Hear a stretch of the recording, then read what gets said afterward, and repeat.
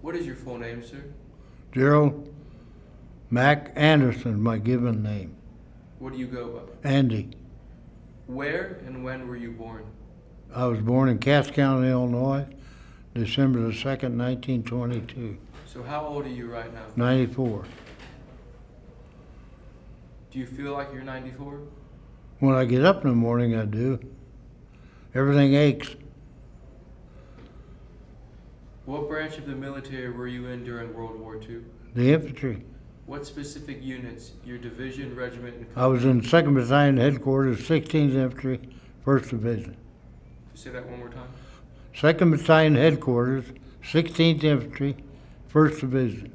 And what was your specific role? I was in the demolitions, Meaning? meaning I was in the expert on explosives.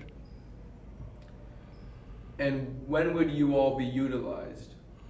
Whenever they needed us. Like when there was a roadblock, or we also laid mines, set booby traps, put up concertina wire, everything that was needed to blockade the enemy. But you only serviced companies E, F, G, and H. Second Generally, battalion. companies in the 2nd Battalion, yes. What was the highest rank you achieved by the time you left the service? Sergeant, So, you said you were born in Illinois. Did you grow up there as well? yes. Talk to me about growing up during the Great Depression years. What do you remember about that? Everybody was poor. The unemployment rate was about 25 to 28%. But everybody was poor, so who are you going to complain to? Talk to me about some specific struggles that your family faced.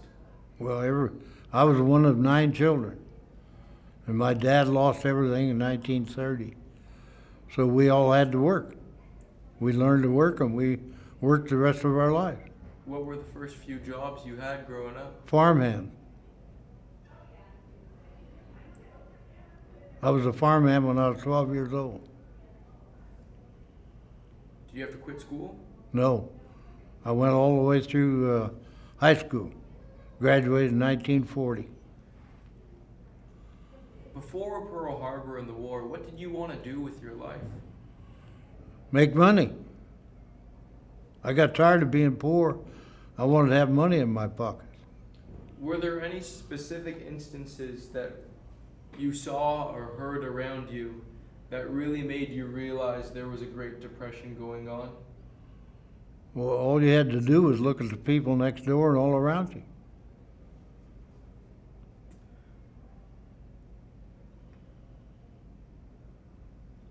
How did you hear about the attack on Pearl Harbor?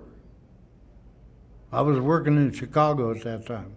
I was working for Line of Lakes Creamery in Chicago.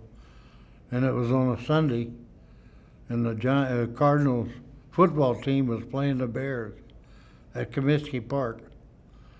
And I was walking downtown on Michigan Boulevard, and one of the stores had a speaker, and they announced over the speaker that the Japanese had bombed Pearl Harbor.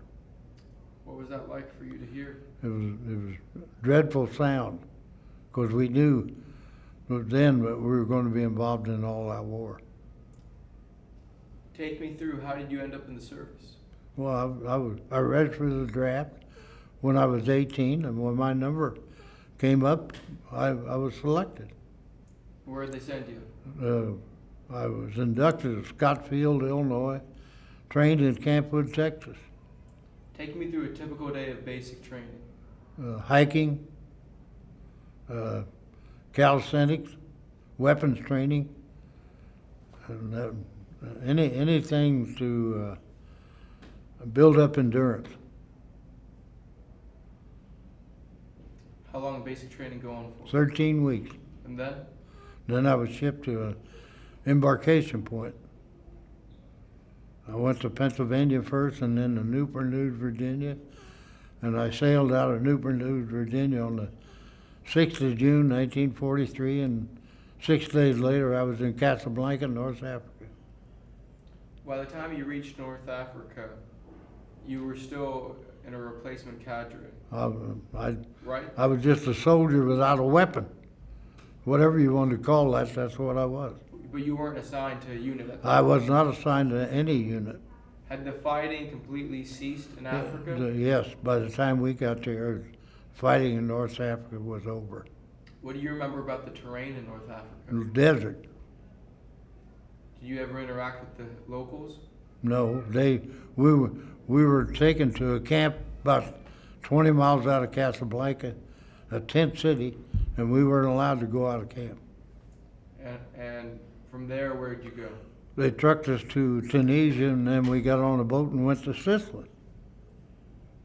That's when we found out that the Allies had invaded Sicily, because when we were leaving the docking area to get on the boat, one of the guys found a Stars and Stripes, and the headlines on the Stars and Stripes was that the Allied forces had invaded Sicily. So you didn't make the invasion of Sicily. I went in 10 days after. Okay, still a replacement. Yeah. So you reached Sicily, and describe the terrain on Sicily for me. Rough. What's that? Hills, rocks, and just more hills. We went up through the middle of the island, and that's where we found the Big Red One. So you're assigned to the Big Red One. Did you hear about this unit beforehand, or this was your first time knowing about it? Well, we heard about it as soon as we got on the island. There was only 4 or 5 divisions there, and even the boat crews and the guys driving the trucks knew where the units were, and we knew we was going to be in one of them. Just to backtrack, where did you get your demolitions training? I didn't have any. It was on the job.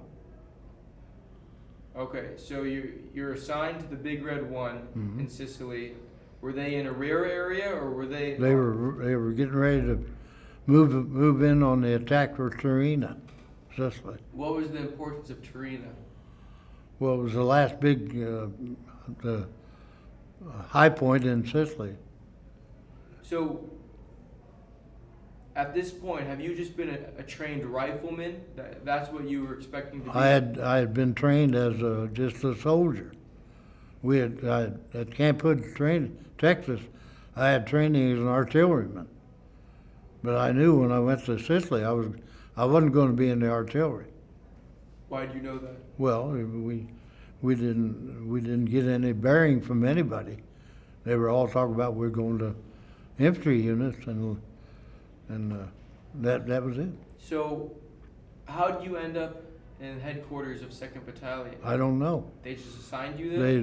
We went up and we had a captain. They interviewed people and they say, you go here, you go here, and you go here. And my name came up on the headquarters list. So talk to me about your first interaction with the men who had been there for the North Africa campaign and the invasion of Sicily. What kind of things did they tell you? Just another damn greenhorn.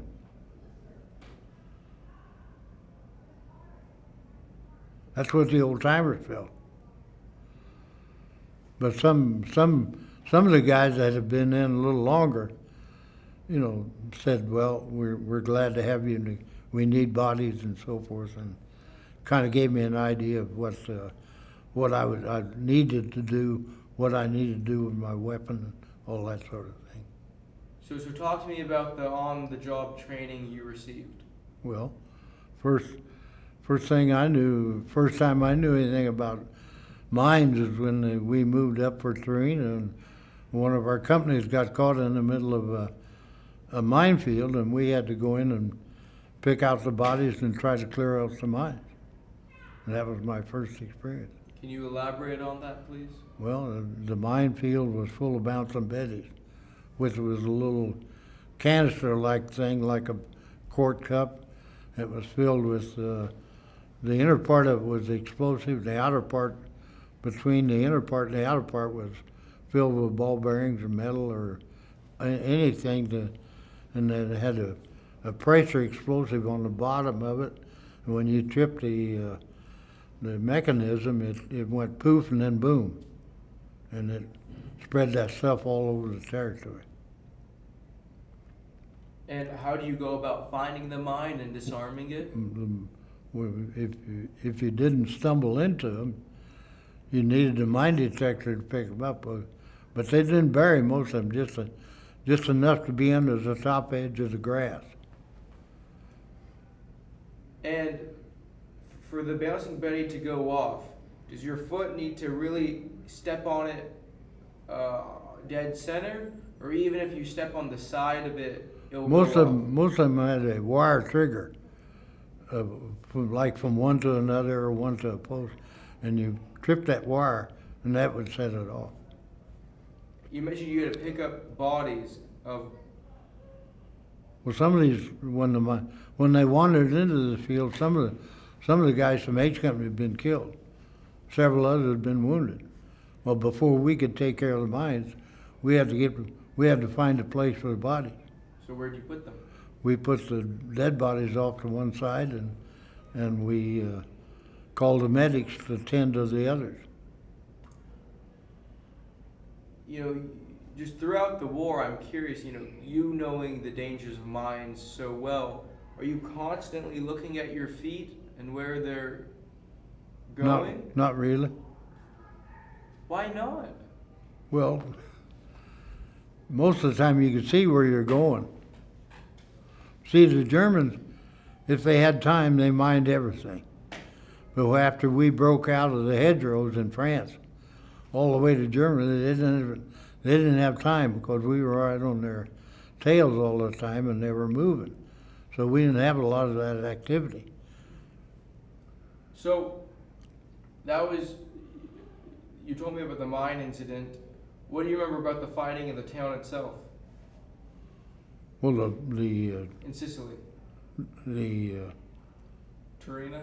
Once they knew that we had enough force to take a town, they evacuated it. They fought for a little while and they saw we were going to surround it, and then they evacuated the town and ran to Randazzo. And Randazzo was a way to go from Sicily to the boot of Italy. Just turn your head slightly. So, were you utilized for any other reason on Sicily? That was the end of our fighting in Sicily. The Battle of Torino was our last battle on Sicily. Sicily campaign only lasted 37 days. And you got there 10 days I late? was So I was 10 days late starting it. So that's 27 days. Yeah. But your only combat experience on Sicily was that minefield. That minefield, and subsequent, next day or two, we picked up more mines that had been left in other places. Now, are you also in charge of laying mines? When we needed to, yes. Can you tell me about some of those times that you laid mines? Well, we laid mines when we felt like that the Germans were going to attack us with tanks. And so these would be anti-tank mines? And a tank mine, what we call teller mines. Teller mines. Teller mines. And if a human being stepped foot on a teller mine, they would be dead? No. Teller mine was usually took more than the weight of a human body to set it off. Oh, wow. And If you wanted to kill people, you put out booby trap mines. did you ever have to do that? Yes. Tell me about the booby trap mines, please. Well, we made our own a lot of times. We used grenades and so forth, and put them on trip wires so that when they came toward our position, if they tripped over them, it'd set them off. So,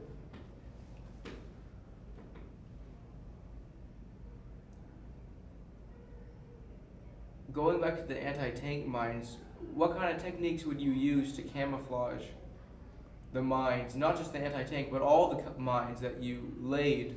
What techniques did you use? Well, the anti-tank mines, if you had time, see, our anti-tank mines was a little smaller than a pie plate. You'd dig that hole and put it down there, and then you'd sprinkle brush or sand or some kind of camouflage material over it so they couldn't see it, hoping they'd run over it with a vehicle. and you laid them in patterns. In the anti-personnel mines? Anti-personnel lines in a variety of ways, but we always had a tripwire with most of the anti-personnel mines.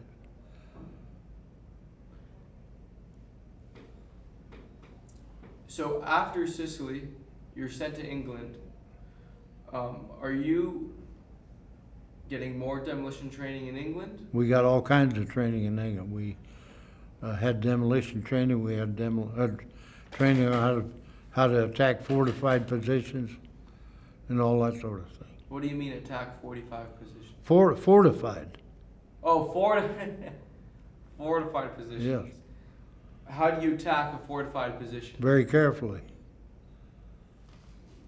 You attack frontally and from all sides if you can. Frontally? Yeah. I thought that would be the last place that you would try to attack it. Like I said, you used all those methods. You know, a typical pillbox, what would be the best way to silence that pillbox using demolition? You have to get close enough to set the charges first. Mm-hmm. Usually you'd try to hit it with a bazooka if you could. And then you'd make sure they were buttoned up with small arms fire. And then you try to get close enough to set explosives around it. Were there times that you had to do the set the charges? Time or two, yes. And where was that? Where would that be? In Normandy. On the beaches? And right after the beaches. Okay. And then in the Siegfried line, they had a lot of fortified positions when we got to the Siegfried line in Germany. We'll get to that. I was curious about some of the, were they using satchel charges mainly? Well, we call them pack charges. Yeah. The same thing.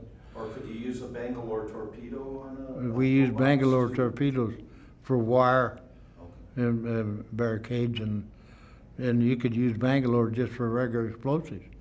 Tape them together and try to get them against the door of a pillbox or something like that. This served it. But I see like a pole with different canisters on it. Well, or something like that. That's good in the movies. Wasn't always practical. You got to be close enough to get the pole up there. So what would you do? Well, we didn't do much of that. So maybe those are just training pictures with the pole charge. Well, I never had occasion to use one. Now, the demolition, how many men, obviously, you were in headquarters company of the 2nd Battalion. Mm-hmm. Headquarters has lots of different roles, from intelligence and reconnaissance platoons to the clerks to wiremen. The demolition squad is just one part of it. How many men actually dealt with demolition such as you? About 2 squads. So 10? 2 squads of 12. Oh. But the company also had anti-tank gun crews. We had 4 anti-tank guns in our company. And we had a wire section. We had a radio section. And we had an intelligence section who took information for prisoners and all that and served as observers. So we had quite a mix of personnel in the company. You also had to clear obstacles. You know, besides mines, what were the obstacles that the Germans put out to stymie the Allied progress? Barbed wire. They used wire the same as we did. But there again, when we were chasing them through France and Luxembourg and Belgium, they didn't have time for all this because we were hot on their tail, and sometimes we were ahead of some of their units. So we didn't run into a lot of this stuff till we got to Germany. So besides mines and wire, what else? That's about it. That's it? Well, if they had a chance, they'd blow down trees across roadways and that sort of stuff. So what would you do with those how would you get rid of the roadblocks? Well, if you couldn't pull them off, you try to get a tank with a dozer blade on it and use that.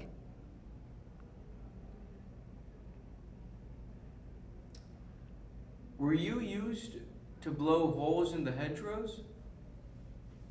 No, we didn't. They, about the second or third day in, one of the guys in the ordnance developed the idea that they could put like railroad irons, you know, the track for railroads, and they welded those on the tanks like fingers on a forklift. Rhino tanks. Well, whatever they called them, and But do you know, did any units use their demolition squads to blow holes in the hedgerows? Because I always thought that that's how you would get through it. they could have. We probably had some. Maybe I didn't know about it. Now, can you talk to me about the preparation your unit went through for the invasion of France? Well, like I said, we trained in England. For fixed fortifications, and we took long hikes for endurance, and everybody had weapons training, target practice, and all that sort of stuff. What weapon did you carry on you? I carried a carbine. And were you a pretty fair shot? I was a good shot. I grew up in the country. All country boys could shoot. Shoot well. Shoot well. City boys could shoot too. But country boys grew up to shoot because they hunted game to eat, to live on. As the invasion of France grew closer, D-Day, was there a noticeable change that you saw in the training or the personnel? Or I mean, No, we knew from the day we went there, we were going to be trained to invade France. From the day you went. That was the whole theme why we went there and why we trained. Everybody knew that. That was no secret. Got it. So take me through the invasion, sir. From the point that you're put onto the troop ship with the cargo net. Well, we got on the troop ship about 5 days before we landed.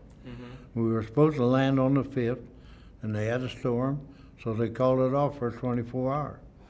And on about 11 o'clock between 10 and 11 o'clock at night, we pulled out of Weymouth Harbor along with ships from all over, Southampton, Bournemouth, the whole works, and became part of that big convoy of ships going toward France.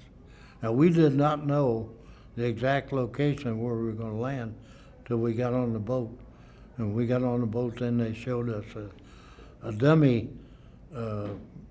form of what they thought we could expect on the beach. And they told us it was going to be a beach in Normandy. You personally, was your demolition squad supposed to go on earlier than the rest to clear the obstacles? Or was that solely the combat engineer's job? Well, if there's anything left for us to do, we got there, we were supposed to do it. My unit was in the second wave.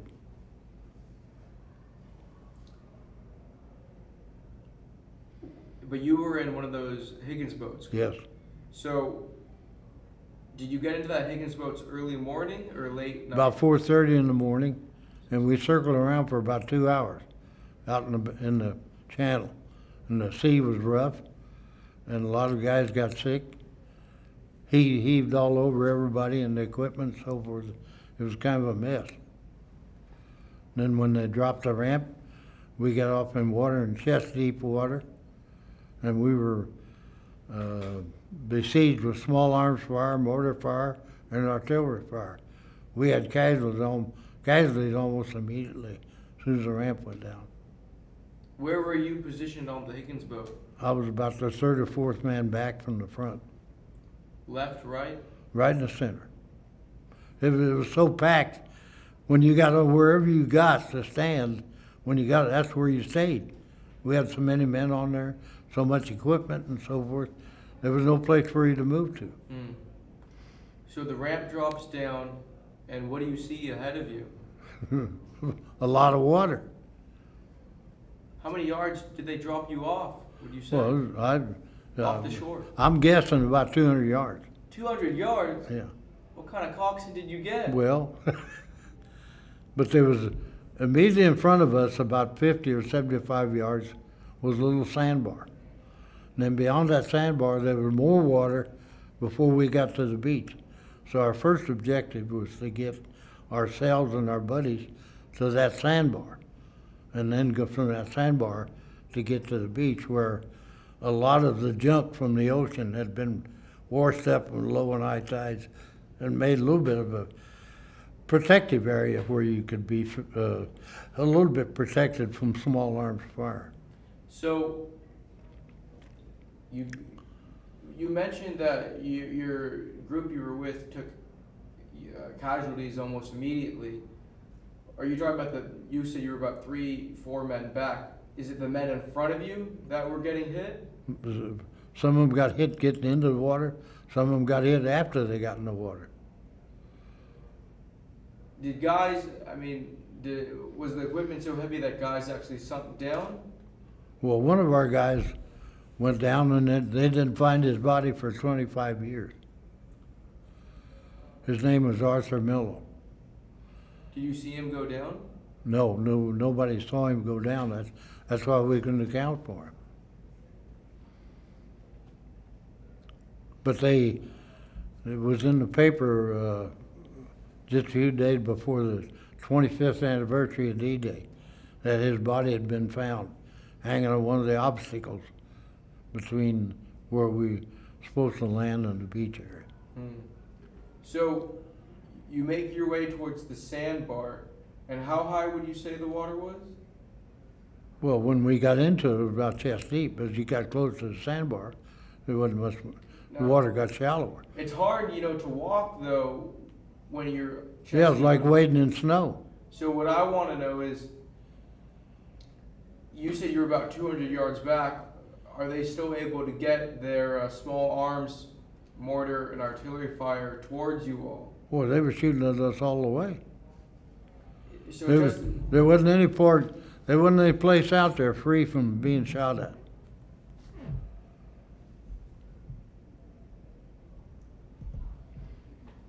So just like you said, you're wading through snow practically. Are you just trying to keep your head down? How are you not getting shot? You're just running, trying to get to somewhere, and guys all around you getting hit. Well, if you weren't hit, you were trying to help those that did get hit. That if you stayed in the water, you was going to die. And on the beaches, did you see those big, those iron crosses? Well, they were before you got to the beach. They were in the water. They were in the water. They were out there to take the bottoms out of the boats if they had to. But when the high tide came in, the water was on top of those. So you make it to the sandbar, then from there you go to the main beach. Yep. And what do you see when you get on the beach itself? Chaos. Meaning? Meaning, there was a lot of dead bodies, a lot of guys being wounded. Some guys were shooting. Some guys were trying to attend to the wounded, and it was just kind of a mixed up mess. And do you see the fortifications in front of you? Well, there was a pillbox to our right, and we saw the Germans up the bluff. You could see them running from one spot to another. Seemed like every other one of them had a burp gun. We were getting the effects of that fire. Of course, some of our guys was shooting at them too. In fact, everybody that was free was shooting. Everyone that was? Everybody was free of trying to help someone else was shooting at them. Omaha Beach, beach is obviously pretty flat. The area directly in front of you, was it just a hill or was it a bluff? I call it a bluff. Because? Because when the country I grew up in, the farmland, that kind of a rise in the ground was called a bluff. Wait, was it rocky? No, not where we were. The brush and everything had been cleaned off, so they had to field a fire. But between the water and where you got to that field of fire, they had laid mines, barbed wire, all kind of explosive objects, and that's where a lot of our guys, when they started to move, was wounded in that area. Did you see men step onto the landmines? Yes. And I guess I've wondered, when you're stepping onto a landmine, my understanding is the bouncing Betty, for example, it pops up into the air, and then explodes, Mm-hmm. and then it kills you. Well, it could hit you anywhere. Chances are, stepping on it, you're not going to lose a leg from that. You'd lose a leg from another kind of an explosive. What kind? Where you pressure mine. What's the difference between a bouncing Betty and a pressure mine? Well, a bouncing Betty is Trip. to go off in the air. Oh. The other mine is, as soon as you pressure the detonating point, it goes off. So,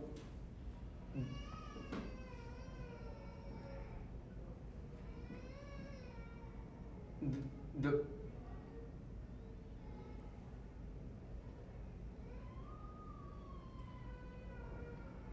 Yeah, I'll see if I can get them to move.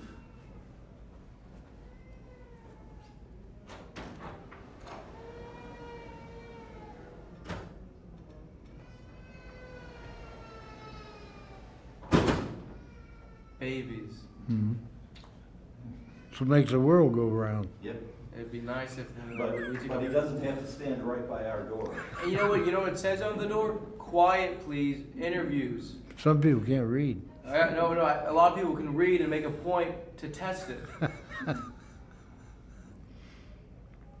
You're too young to be impatient. How old do you think I am? Well, you sure as hell not my age. I could be 95 for all No, you you know. couldn't. All right. Scooch over a little bit. Okay, so you're telling me about the pressure mines. Pressure mines are most likely to take off a limb, a leg, whereas bouncing Betties explode in the air because it's a trip mine. They can wound you anywhere. Where the mines on Omaha, what were they? Do you know? Both. They had minefields with pressure mines, booby traps. They had the whole works. I mean, in my mind's eye, when I envision Omaha Beach, and tell me if this is accurate, when it comes to the obstacles, I just feel that, you know, there's a horde of men rushing, and one guy steps on a mine, gets exploded, which sets off other mines, and other guys get exploded, and then a few make it to that seawall for protection. I mean, is that how it happened, or were most of the men on Omaha spared from the mines because the combat engineers made a path? Most of the guys that I was with followed where those bodies were, because they knew those mines had already been exploded. And then they had other guys put down markers to show, and some of these guys that had been hit by the mines were not dead, and they were motioning guys, here, this is the way to go. And watch over there, there's a mine over there, there's a mine over there, come this way. And that's how a lot of guys got off the beach. You're saying the men who would be laying there, Yes, they were talking wounded. that's right. Did you provide aid to anyone? Well, the medics did. I'm just asking if you. No, because we had to get off the beach and take territory. Mm. If we stayed on the beach, we were all going to be killed. Your demolition squad, were you guys given a specific objective on the invasion, or was it just? Once we got out of the boat, the objective then was to get someplace and save your life. And whatever it took to get that, we wanted to get to the top of that bluff, because we knew if we get to the top of that bluff, we could see what was ahead of us. How tall would you say the bluff was? I don't know, probably 200 or 300 feet. Okay, and how long were you on the beach itself, would you say? Probably an hour and a half, And you hit there around what time? about 7 o'clock. Okay. You get off the beach eventually, and what do you see once you get to the top of the bluff? Well, we could see the chaos going. That's when we found out that a lot of the equipment that we needed if we was gonna do our job was still down there on the beach. So some of us had to go back and retrieve that. Including you? I was one of them, yes. What kind of equipment? Our mine detector equipment, like our exploring rod assembly, the audio resonator, and all that sort of stuff. Guys that had, some of them had been hit and dumped the material. Some guys were sick, and in order to save themselves, they dumped the loads that they were carrying and just tried to get up on the beach. You know, on the beach itself, could you even hear yourself? Or, I mean, if you wanted to, would you be able to talk to the man next to you? Yes. Or was the voice, or was it too much noise? There was a lot of noise, but you could make yourself heard. And what about the smell? What was the smell? I never thought about the smell. You could see the blood and all that sort of stuff, but I never thought about the smell. Is it true that the water became red? Well, Or is that kind of folklore? that's in my mind, that's kind of folklore. But that's just because I didn't see a lot of that. I saw blood in the sand where guys they was trying to treat guys and they were bleeding. The medics had to get them out of the water to treat them. Do you remember the destroyers shelling? Yes. What do you remember about that? Well, I remember we were up on top then when the destroyer come in and knocked out that pillbox. It's a pretty dangerous place to be. Because that's where the destroyer was, at that area. Yeah, but he was firing below us. Oh, you were above the pillbox. We were above that then. You saw it got knocked out? Yep. What was that like to see? Everybody started cheering. Because they knew it was going to open up another lane for other people to get off the beach. I mean, did that destroyer really come close? Got as close as he could get. He couldn't get too close because he'd run aground. We estimated 800 yards. I don't know if that's accurate or not. That's just a country boy's guess. All right, so you're now on top of Omaha Beach. You're above the bluff. Now, after you've gotten your equipment, what do? We moved probably 300 or 400 yards, and that evening we were on the outskirts of Colville. Colville was in about 1,800 or 2,000 yards in off the beach, and we had people in Colville. We were in part of it, and the Germans were in part of it, and we had people all around on our side of it. What do you remember about the fighting in Colville? It was just typical house-to-house fighting then. Did you partake in that? No, we didn't. We were right behind G Company at that time. Okay. And we moved the next morning. When G Company moved, we moved. What I wanted to know, we'll get back to this area, but demolition squad and the mine detectors are called in only once some infantry soldiers. When you need that kind of service. What I'm saying. Most of the time in the infantry, you need people to fire rifles. And when you run into barricades and roadblocks, that's when you need other assistance. No, I understand that, but I'm saying, it's not like when the infantry division makes an advance, it's not like they have the mine detectors in front of them, running ahead with their mine detectors. Isn't it only if a soldier trips a mine and they discover it's a mined area? Most of the time. But there were times when the unit knew that they were going to use equipment. When the rifle company went down the roads, the mine detector people went and swept the roads as they went through. So in those occasions, yes, we went right with the line company. Oh, wow. Can you tell me about one of those experiences? We swept the roads and they went down the sideway. As they got fired on, we all hit the dirt. What do you spend the majority of your time doing in this demolition squad? Waiting for something to happen. Besides that? I mean, was it mostly mine work, or was it... Well, there were times we were used as riflemen.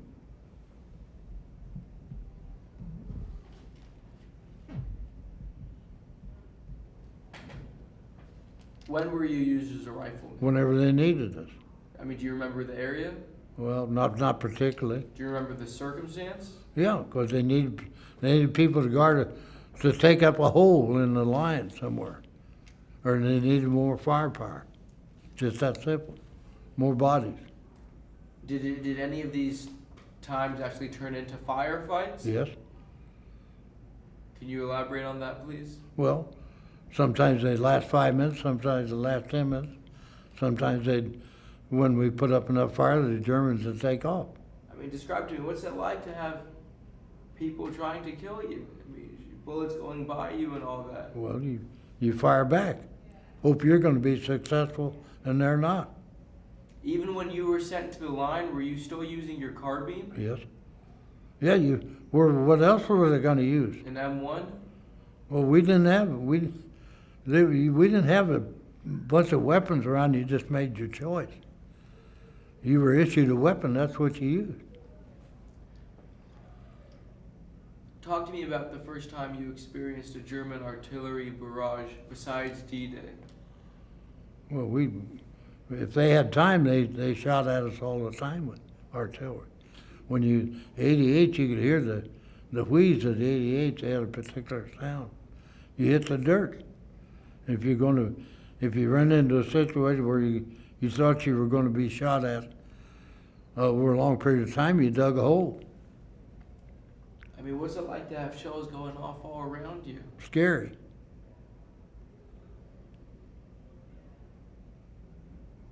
Just that simple. Do you pray a lot? Some. I never knew many guys that didn't. Can you tell me, were there any specific times that you really thought you weren't going to make it? Yeah, on the beach. Other than D-Day, sir? Well, Hurtgen Forest. Talk to me about the Hurtgen Forest. Terrible. Describe it, please. There was a thick forest. The weather was bad. It was damp. Visibility was low. And there was no safe place. Because? Because of the dense forest. And even the shells that came over hit the trees, knocked out tree branches. A lot of our people were killed with pieces of wood like spears. Did you see that happen? Yes. Talk to me about the kind of advance that would be made. You know, oftentimes when infantry outfits are making a big push, they'll have some armored elements helping them in the front, and then infantry's following it. But like you said, you're in a thick forest. You can't really have the bodies go first. And the big stuff has to have certain ways where they could go. So, but the Germans are on the defensive. They could just mow you guys down if they have machine gun positions laid out. Well, that happened a lot of times too. That's why our casualty rate in Hurtgen Forest was pretty high. What was the strategic importance of the Hurtgen? I have no way of knowing. Hell, I was a PFC. Well, I'm saying, I mean, now that you're looking back, do you know? No, I don't know. Doesn't matter now. That'd all be a second guess. How long were you in the Hurtgen Forest? Well, we took Aachen about the last part of October. See, that part of the Hurtgen Forest I missed, because I got hit on the 18th of October, and they sent me out to the hospital. So I came back just before the Hurtgen Forest ended. What do you mean before Aachen ended? No, before the Hurtgen Forest battle ended. Aachen was a house deal. It only took us 7 or 8 days to clear Aachen. And we took Aachen. But I got hit on the 18th, so I wasn't there for the next couple of weeks. Which was the majority of the fighting in the Hurtgen. It lasted longer than that, because I got in on the tail end of it. Which was bad enough. Bad enough. The whole thing was bad. Now, describe to me the circumstances that led to your wound, please. We were booby-trapped in an area in front of Crucifix Hill. And evidently we made too much noise because the Germans sent out a patrol. and they threw grenades and shot at us with small arms fire, and I got hit by a grenade shrapnel. What happened to the Germans? Well, our guys fired back and they took off. Where'd the shrapnel hit you? In the right hand, the right arm, the right chest, and shoulder. How bad was it? I didn't lose any. I lost some blood, and I was gone for 2 or 3 weeks in the hospital. I came back to the outfit and went off. What was that like being off the line in a warm, comfortable bed with food? It was great. The food was good, a little different than what we've been used to. What were you used to? C rations, K rations, hot meal once in a while. In the hospital, you got 3 hot meals every day.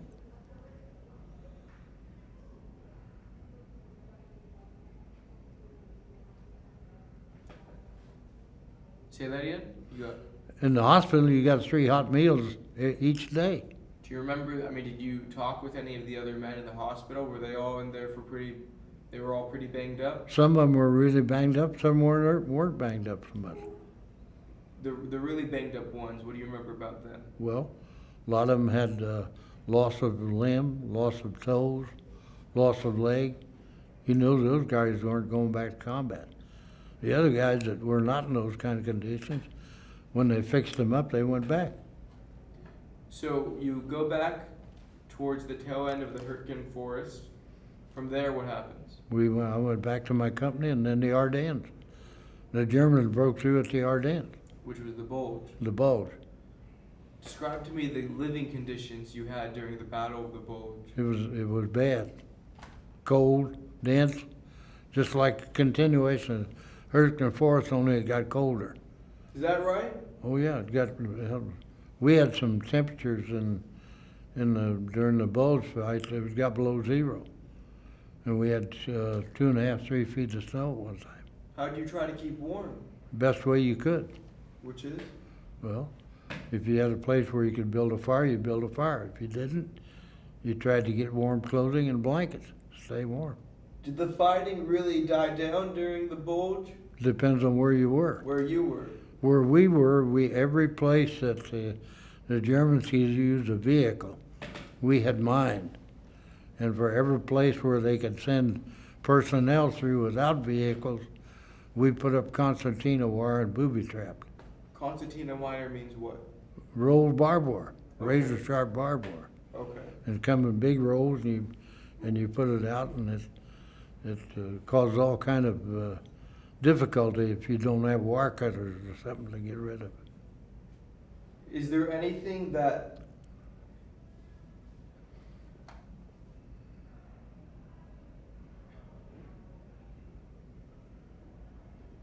do you remember any specifically of the combat experiences you had in the Bulge? Yeah, when the Bulge was over, see, all these places that we mined and booby trapped, we had to go pick that stuff up because the friendly forces was going to be there. And sometimes you couldn't really direct them to where it was because our guys knew where they put them. And one of our roadblocks that we'd put out, either something went haywire or the Germans may have come in and booby trapped that we didn't know about. Anyway, it blew and it killed 4 of our guys and wounded 2 guys out of a squad, so I'll never forget that. From your demolition squad? Yes. And it was a mine? It was a minefield, a roadblock. Were you there when it happened? No, I was on another assignment. I was 200 or 300 yards away. We were doing something else. But you heard it? Yep. And you ran to the scene? No, we didn't run to see it. We heard the remaining guys yelled that what had happened. Do you remember any of the names of the guys who were killed? Yes. One of them was a guy named Brakeman, another guy named Stout, and another guy named Hull, and I can't remember the other guy. Can you just tell me something about Brakeman, his personality? What do you remember about him? He was a young kid, 19 years old. His folk lived in Kansas. And we'd had a picture taken together in England, and he sent them that picture. And after the war, they contacted me and wanted to know about his death. What'd you say? I told them what had happened. What else could I tell them? Did you visit them? I visited them once. What was that like? Bad. For both parties? Well, for both parties. It may have been relieving for them, but it was very emotional for me, because we were pretty good buddies. He was only 19. He was 19 when he came into the unit, and I was 20. So I was a year older, and he looked at me like a big brother. Now, the next man you named who was killed, do you remember anything about his personality? Well, Stout was from Pennsylvania, and Hull was from Maryland. Hull was a big guy, built like a football player. And some of the guys surmised that he may have stepped on one of the mines. Well, who knows? Nobody knows, because it went off. But the weather conditions could have had something to do with the mines also. What I wanted to know is, on this vein, you set up mines, but maybe if you're in a stationary area, you've left the mines there because you want the Germans to trip them. But what do you do to make the Americans, some wandering soldier, Nobody realize? got no reason to wander out there. But do you put signs saying minefield or no? Oh, if you left the area, you'd put up signs. But we're still in a combat out. This time they're attacking us every morning and every evening.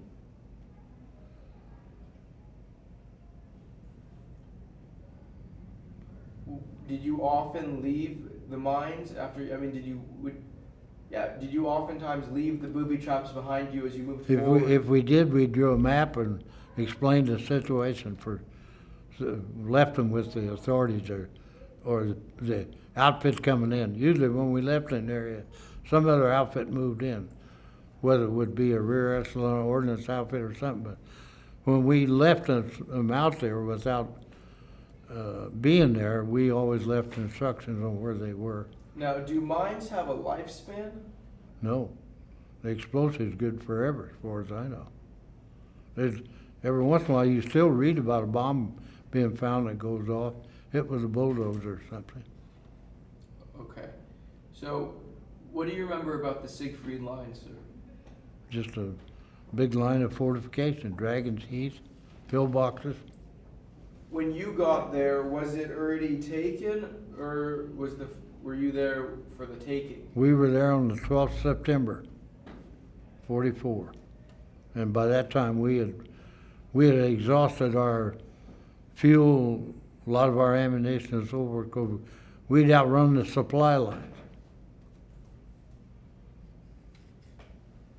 Okay. You outran the supply? Yeah. Well, I want to know, for the Siegfried line, though, were you there for the taking, or had it already been? Well, we breached it, and we didn't take this. We made holes in it, went right on through. Some of those pillboxes and everything, and the Dragon's Teeth are still there. Yeah. Now, when you say you breached it, That means you got a hole and went through. We blew some of the teeth out. We used bulldozers to cover up some of them and made a pass through, so we could get on the other side. and when you're a mine detector, you have those headphones in, yeah? Or those over you? You had no, we didn't have headphones. We had an ear thing that you hooked it up to your helmet. The resonator made a noise. And the exploring rod, when you hit a mine, that made a noise in this thing up there, and the needle went back and forth on the resonator. So it makes a noise, then you get out a shovel, right? Or a trench knife. Are the mines ever pretty deep down, or it's always something that you can easily get? Well, then, if they put them deep down, they have to put too much on top of them, and then they might not go off when they go over. So they're usually covered with 2 or 3 inches of stuff, something like that. That's it, just 2 or 3 inches? Yeah, so that they won't be enough weight there make it invisible. That's it. Did you ever have to do a job that you were not trained for? What such as? I'm asking you. Well, Like, you got your demolition training and you did that. But were there other things that you were asked to do that you had to do that? there were other things that I was not familiar with, but somebody in the unit was. So I followed their instructions. Like what? Well, like different methods of putting out blockades and that sort of stuff.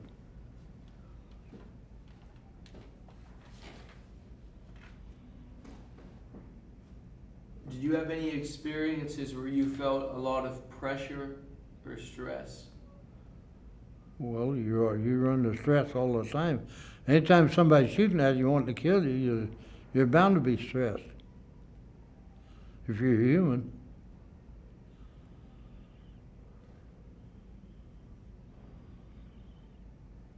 Do you remember anything about the river crossings?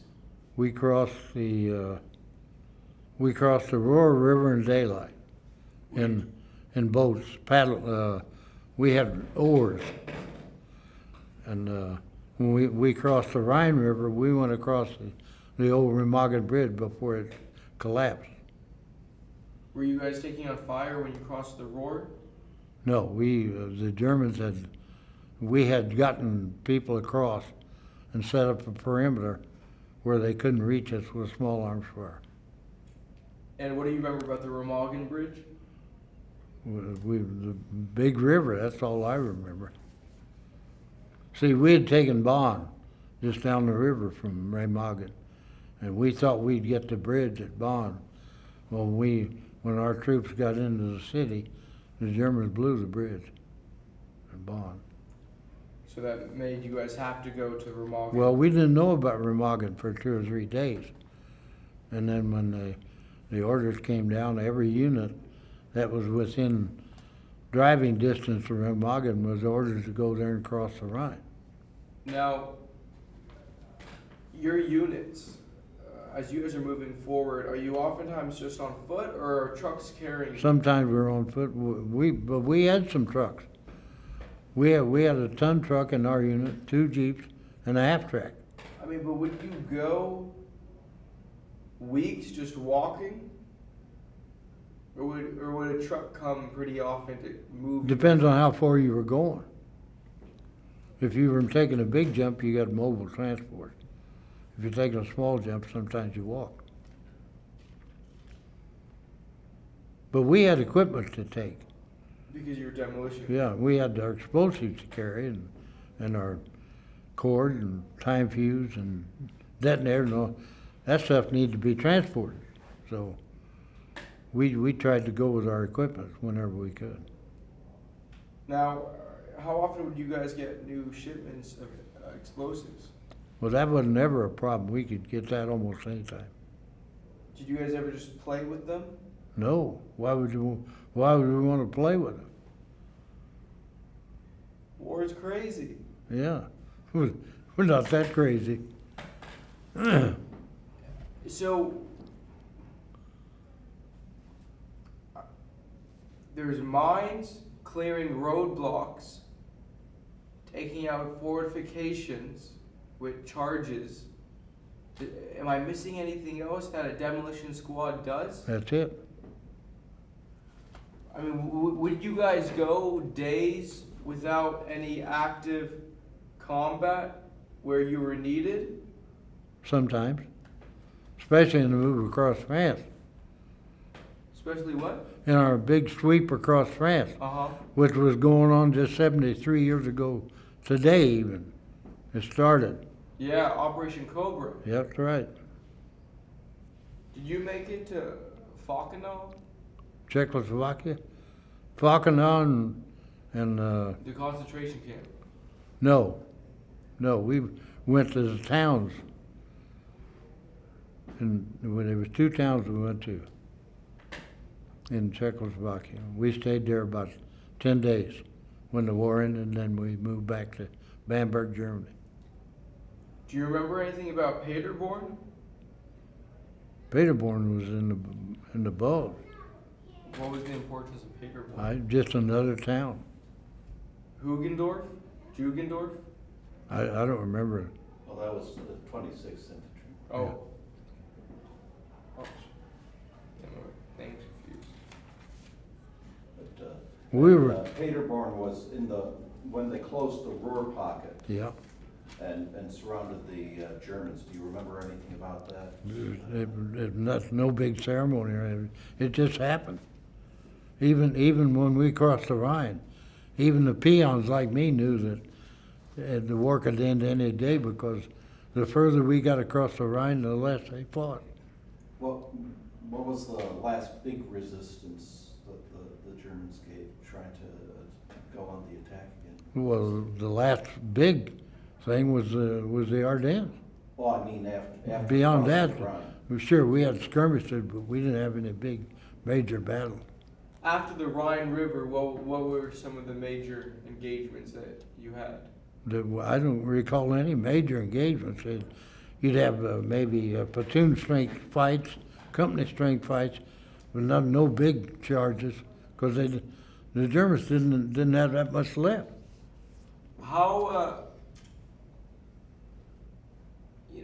how close would you get had you got into the German infantry, not the captured ones, but while fighting? Sometimes pretty close, Meaning you were within 200 or 300 yards. Sometimes maybe, depends on, see, the Germans had a knack every once in a while. They'd send out what we call combat patrols. We'd send out 3, 5, 7-man patrols usually. Germans did the same thing. Every once in a while, they'd send out a patrol of 30, 40 men, make it appear like it was the front end of an attack. They'd run in and try to overrun a position and get 3 or 4 prisoners and take off. They used that method every once in a while. Do you have any experiences with snipers? Yes. What do you remember about One of my best friends was killed with a sniper about 3 days before the war ended. Were you there? I was within 200 yards of him. Can you tell us what happened? He just hit him in the head and he just keeled over. What was his name? His name was Anthony Murin from Joliet, Illinois. Can you tell us about his personality? He was a great guy. Great guy. Tell us about it. Well, that's just it. He was a kind, gentle guy. Didn't want promotion. Didn't want any notoriety about the war. He just wanted it to be over so he could go home. Just like thousands of other Americans. And what was he doing when he was killed? He was an intelligence guy. He was part of that group that took information from prisoners. But I'm saying, what was he doing? Was he just out in the field? Or? He was just walking, and he, for some unseen reason, the sniper picked him out and shot him. And we shot the sniper out of the tree with it, and a tank gun. And that was it. That was something I was wondering. Were the anti-tank guns you had the same as the anti-tank gun company, or did you have the older, smaller? They had 57s in our company. Then it's the same. Yeah. Same with your company and the anti-tank company. Mm-hmm. What do you remember? Did you have any interactions with German tanks? Well, the German tanks hit our lines every day in the Ardennes.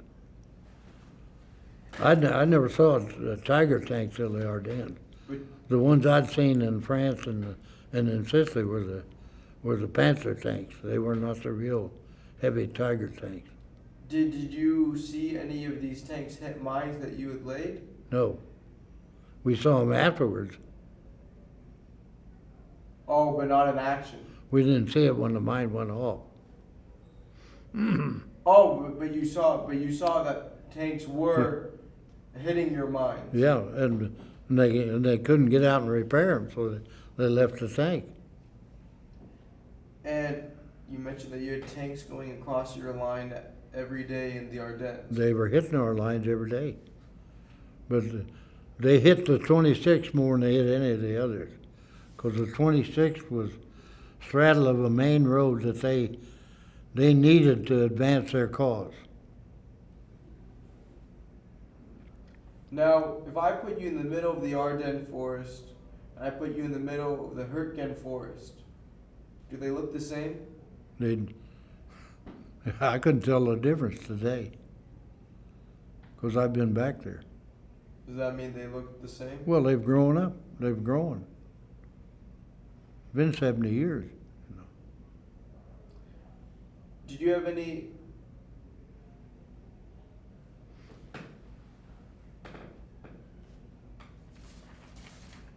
Do you have any questions? Let's see. First, I want to make sure, did you need to get to your 5 o'clock meeting? Did you need to? Yeah, I need to go to my room and change clothes, Okay. put on my medal. We should finish off then and It's let you only go 4:30. so you can, It's only his CP has a 5 o'clock meeting, so, did Oh, you you're- need to prepare for that? Yeah, Okay. How long do you need to change? well, not more than 5 minutes. 7 minutes? What is it? Now, we'll get it wrapped up, but did you have questions? No, you go ahead and finish.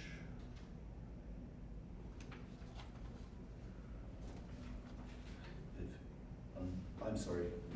I'm drawing you off here. Do you ever get used to seeing, the bodies and the gore? I mean, does it ever get to the point where it's just normal? Well, I don't know what normal is, but I never forget what happened on D-Day or in the Ardennes or the Hurtgen Forest. You never forget those kind of things.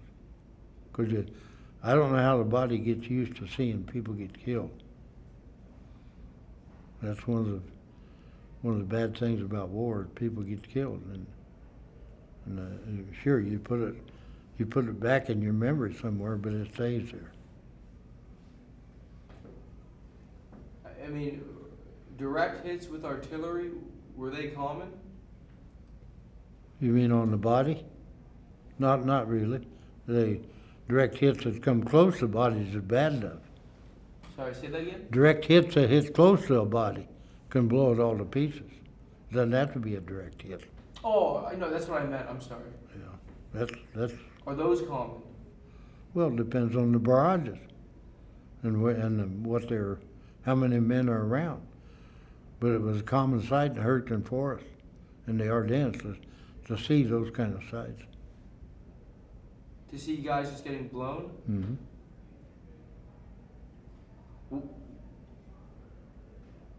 When that happens to a soldier, what do all the soldiers around him, what do you guys do? Do you just try to scoop him back together? You try to get them help if you can, the medic, and sometimes the medic can't do them any good. They're dead. Did you have to ever provide aid to anyone? Or I help never- any wounded? I never treated the wounded, but I helped drag them to where they could be treated. Do you remember any of the ones you dragged? No. I mean, do you think most of the guys you saw around you, they were mostly hit in the arms and legs, or was it stomach wounds that were more Could have common? been wounds anywhere. Do you remember what color the German tracer bullets were? Well, I'm half colorblind, so colors is a kind of an object for me. What colors? Well, any dark colors.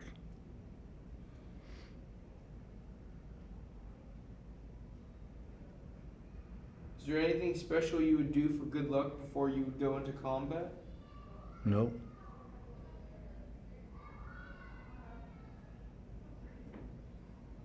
Did you notice anyone around you getting shell shock or Yes. battle fatigue? Yes.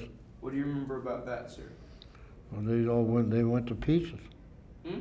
They just go to pieces. What do they do? Cry. Scream.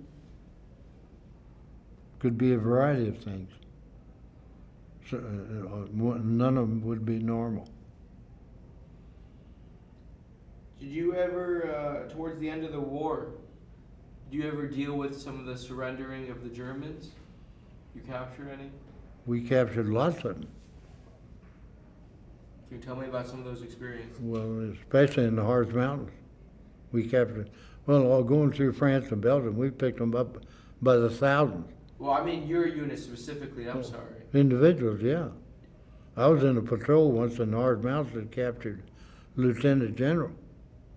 How'd you guys do it? Well, he gave up because he knew he was surrounded, and he had 2 guys with him, and he gave up. So you would go on patrols often? That's why we went in the Harz Mountains, because allegedly they said that a lot of the high brass of the German army was trying to get in the Harz Mountains, thinking that we'd bypass them, and they knew the war was near the end, and they would escape being caught as prisoners and change into civilian clothes and blend into the population. What was the strategic importance of the Harz Mountains? As far as I know, that was it. Where were they? Well, I don't know exactly on the map, but it was a massive big range of hills. And we went in there and In France or Germany? it was Germany. Okay. Some of it even ended up in East Germany, places that the Yeah. 1st Division captured. It was that far Yeah. east in Germany. Do you remember anything about Kilroy was here? I never heard of Kilroy till the war was over. Really? Talk about folklore. What life advice do you want to give to future generations? Don't fight. Settle the arguments peacefully. If you were to give me some wisdom for my life, what would you tell me? Get a good education.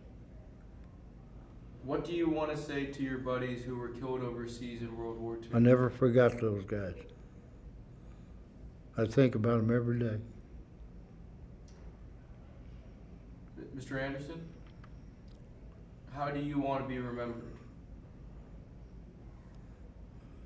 I hadn't given it that much thought. Well, now you can. I was once a warrior, a patriot forever. Say that again? I was once a warrior, but a patriot forever. Are you afraid of death? No, there's no way to escape it that I know of. When I'm you not were- looking forward to it, but I'm not afraid of it either. When you were my age, were you afraid of it? I wasn't afraid of anything then. Not even the Germans? No.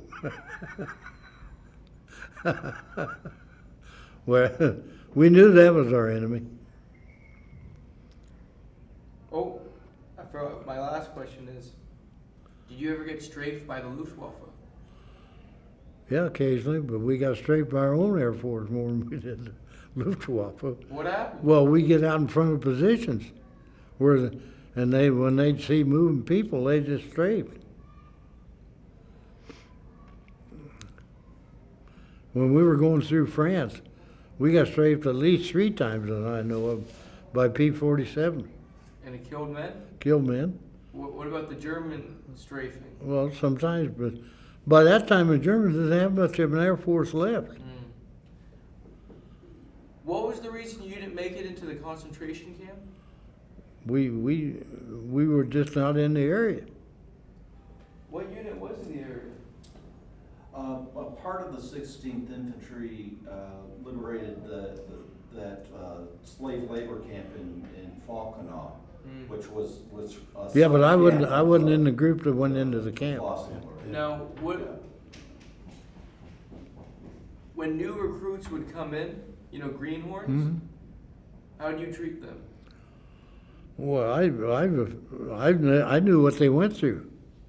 I tried to tell them the best I knew on how to get by and what to do and what not to do. When you came home, what difficulties did you have adjusting to civilian life?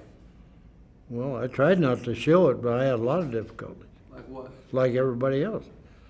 It took a long time to get over the war, and I didn't I didn't turn to drink and that sort of stuff. I went to work. Doing what? I did everything. I worked in construction. I was a professional baseball umpire. I was a tree climber. I worked at factories. And then I finally went to work at the post office, and I retired from the post office. I mean, cars back then used to backfire a lot. I mean, did that make you... It wasn't a pleasant sound. Did you ever hit the ground? Oh, yeah. Back in the States? Like a lot of other guys. Yeah. I've heard that a lot. Yeah. And the bulldozer equipment, the heavy equipment, the diesel equipment used to have a little kickstart motor. You had to start that motor and then transition it into the diesels. When that little kickstart motor started to sound just like a burp gun going off. On the construction sites, every day for a while, when that went off, you'd see guys hitting the dirt because they remembered that burp gun from the Germans. Really? Yeah. I mean, I know you were in a demolition squad, and I know on D-Day, you know, it was pure hell. But even later on in the war, I mean, when you were used as a rifleman, there were times that guys around you would get hit with small arms, and they would go down. Right? Yeah, that's a common thing when you're being fired on. I mean, don't you just want to rush to that person who's been hit and like? You do as much as you can, but you're not gonna run into a burst of machine gun fire to look at a guy. Not for a second or two anyway. Thank you so much for your time, and thank you for your service. Do you have any last words? Nope. You're a hero. You reminded me of the same. Mr. Anderson, what do you remember about your experiences on Omaha Beach concerning George Taylor? George Taylor was one of the bravest men I ever saw. First, who was he? He was a regimental commander of the 16th Infantry, and he was walking up and down the beach trying to get the people that had not advanced off the beach, saying that we must go inland. If we're going to die, go inland and die. I saw him and I heard him repeat those words. And he came to our reunion in 1960, and he came. I was in the coffee shop on Michigan Boulevard, and he came in. There was about 5 or 6 guys, and we sat around a big round table, and we talked about that time on D-Day, and he got up and left, and I never saw him again. He's passed away since. Since, yeah. But he, after he left us, he went to Corps headquarters and became a general. But on Omaha Beach, I mean, he was literally standing up. He was standing up, walking down the beach, trying to get the officers and non-cons to keep the men moving, because it was sure death to stay on the beach. Was it working? It worked. Now, I also wanted to ask, on Omaha Beach, what kind of things were people saying? I don't remember what they were saying. You don't... A lot of guys were saying, where in the hell are we going to go, how are we going to get there, and that sort of thing. And the non-coms would say, well, we need to go here, we need to go here, and we need to go there. And I don't know if this is part of folklore as well, but when you were in the second wave, when your ramp dropped and you got into the water, were there already dead bodies floating? Not right there. Before we got up to we saw bodies before we got to the sand. Floating? Yeah. All right. Yeah, and when you're saying second wave, you're saying E&F company, just 2 companies had been up there in the first wave, and the headquarters and G Company of the 16th Infantry followed the 2 lead companies. Mm-hmm. So a lot of people would say that's closer than second wave. Yeah. Some people say like second tide, but you're still in that first. You're still in that first. Yeah, attack. I assume, I don't know for sure, because I assume our wave went in probably 10 minutes after the first wave. Yeah, so it's still only like Yeah. 6:40. Anyway, you got to get going to get to your